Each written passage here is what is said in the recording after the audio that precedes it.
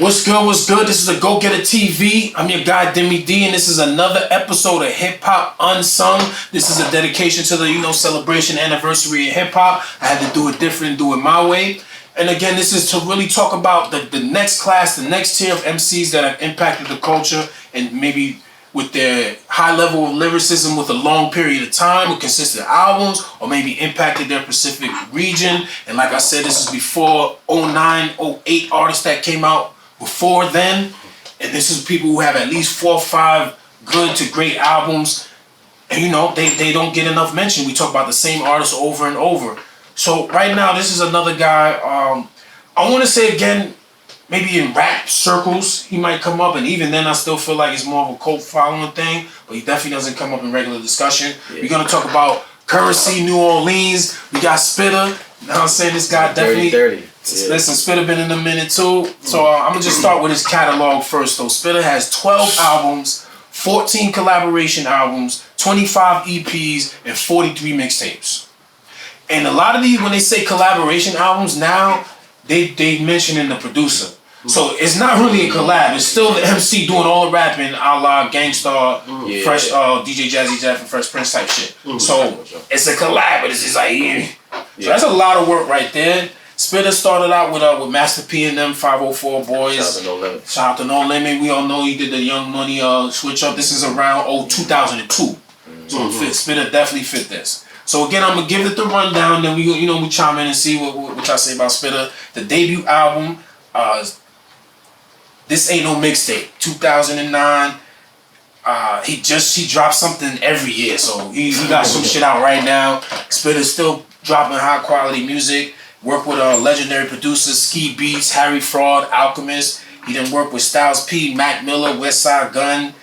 Who else? Young Dolph, Big Crit. I mean, Wiz, I think if you know about he definitely worked with Wiz and Smoke Dizza and them. For sure. So Jet Life all day. He's been consistent. He's not doing high level lyricism. He's not that type of artist, but he's definitely a rapper, a good rapper, and I would say very consistent, high quality music. I mean, so what's your take on Spitter? First of all, he's unsung based on this catalog right here. Yeah, I mean, but I would say that I think Spitter's good. He cool with that. He on easy street with his fan base. Well, so although he's unsung, he is a perfect. If I was a rapper, I want to have his fan base and his space to do whatever he want, however he want, and still be able to cake up. So and he's doing collabs with the NBA. Doing collabs. He's not. He did it his way. He's getting the accolades you get for being a star without having to be all in the line. So it's the perfect rapper. He says it all the time. He said he's go to the mall. He says it all the time. But I mean specifically, for his name gotta be mentioned when this whole thing is done. Because there's certain people, you may have put in some work, but maybe you don't have to be mentioned. I think he has to be mentioned once you get past the fucking superstars of this shit. I would say upcoming rappers or aspiring rappers, you got to look at his branding and his marketing above anything else. You can take something from that and apply it to what you got going on to set yourself up for the same type of career that he's on. So, what would you say is what's the albums you say people talk about the most from him? I know the Pilot Talk series is dope. He got the Covert Cool Alchemist. He has the what's the Harry Fraud shit?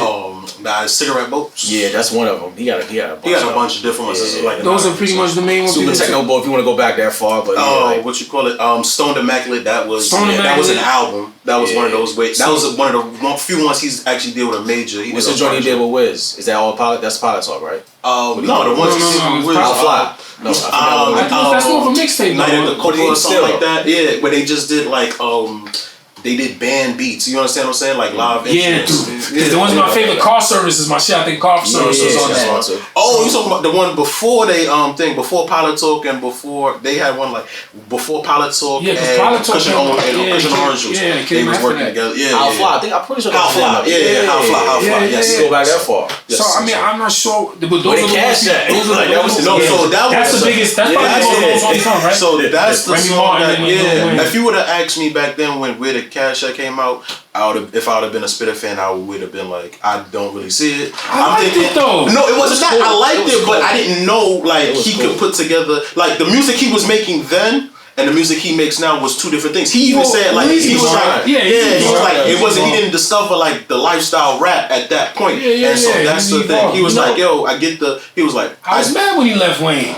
Pause. He had to though. No, he said. I just didn't think it was going out good for him. Yeah, but so before there was a Drake and Nicki, Currency was supposed to be the face of Young Money. You know what I'm saying? Baby. Yeah, he was supposed to be Wayne's big signee. You get what I'm saying? But he actually just admitted the other day, like he put Wayne on the bait. You get what I'm saying? Yeah, he just said the other day he put Wayne on the bait. Wayne is one of my favorite guys, but he's not the initiator of a lot of shit. He takes that's a whole discussion. That's a whole discussion. He was like, yo, initiated a lot of stuff. We gonna talk. I'm talking swag. I'm not talking music. I'm talking about swag. Swag too. We gonna talk. Yeah. Took a lot of lingo, a lot of gear, but Wayne is the father of a lot of.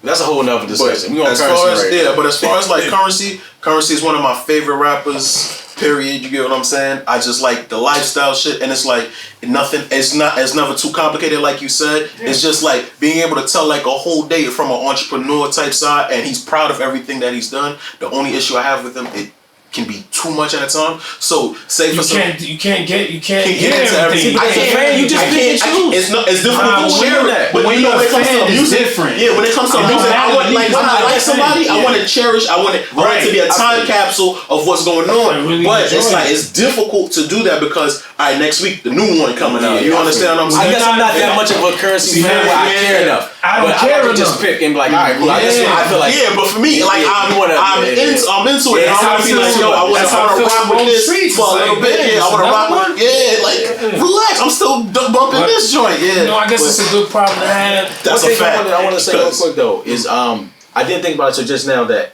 if I had to compare his career or somebody who kind of modeled their career after him is J. Cole. J. Cole tried to be out there and be that. Like a Where the Cash Out, and he had his first singles, but what he did was carve a niche for himself, kind of outside of that, but he's still respected as one of the top dudes lyrically. The only thing that separates them two is lyrics, like or how they spit and rhyme. Yeah, but they do their own way. But their career is the same. Yeah. You know what I'm saying? Their career is not the same. Cole was number one. But that's because Cole had R&B features. You gotta remember that he played that game, so Currency didn't really get to play that game. That's them as a rapper. I'm talking about their. Yeah, that plays a part in the career because remember Cole that Miguel shit, that Jimmy Cozier shit, that shit kind of put him on. So Currency didn't really get that alley-oop yet though. But again, salute to Spitter. Got hella fans out here. Keep rocking. We appreciate you. Hip Hop 50, the Go Getter TV presents. This is the anniversary. I'm your guy, Deme D, and we out.